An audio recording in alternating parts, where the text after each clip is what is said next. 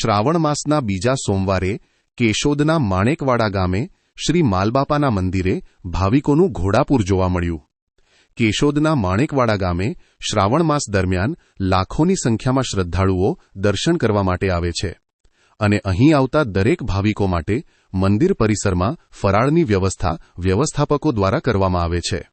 તેમજ દર સોમવારે અહીં મેળો ભરાય છે અને હૈયે દળાય તેટલી ભાવિકોની ભીડ જોવા મળે છે. ત્યારે આજે શ્રાવણ માસનો બીજો સોમવાર હોય ત્યારે હજારો ભાવિકો માણેકવાડા ગામે માલબાપાના દર્શન કરવા માટે ઉમટી પડ્યા હતા.